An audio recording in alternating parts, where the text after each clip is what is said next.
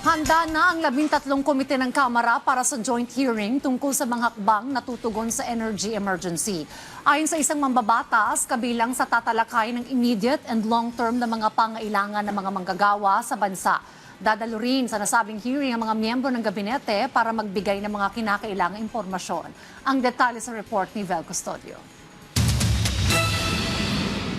All systems go na ang House of Representatives para sa joint hearing ng 13 komite ng Kamara. Layunin nitong pabilisin ang mga hakbang laban sa tumataas sa presyo ng produktong petrolyo. Kabilang sa mga komite ng Kamara na inatasan para sa Unified Legislative Response ay ang Committee on Ways and Means, Labor, Agriculture and Food, Energy at Foreign Affairs.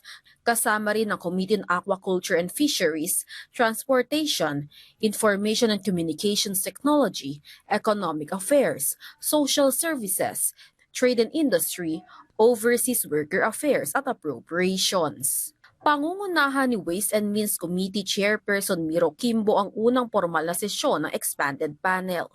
Inatasan ni Speaker Bogie D. III ang mga komite na magtipon ng datos, makipag-ugnayan sa executive at bumuo ng konkretong solusyon para sa agarang tulong at pangmatagalang katatagan.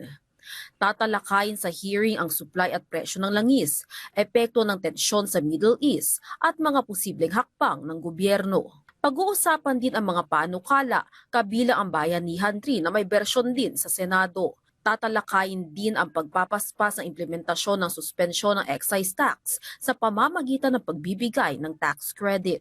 Ang punto namin is, bakit doon lang sa bagong darating, pwede naman natin tanggalin na doon sa nasa merkado na kahit nabayaran pa yan ng excise tax, pero ang gagawin natin is bigyan ng tax credit. Yan po ang, wala pong decision dyan, to be fair.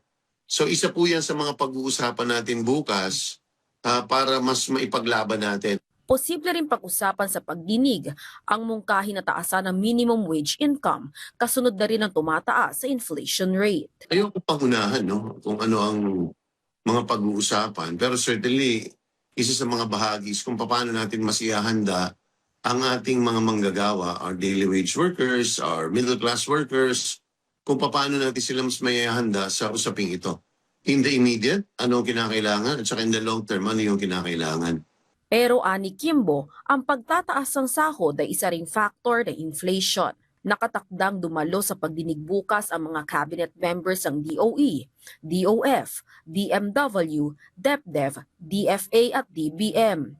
Dadalo rin ng mga regulators at economic managers para magbigay ng datos at policy options. Layunin ng Kongreso na makabuo ng mabilis at epektibong solusyon mula sa targeted assistance hanggang sa long-term reforms para maprotektahan ang mga Pilipino sa epekto ng pagsipa ng presyo ng langis.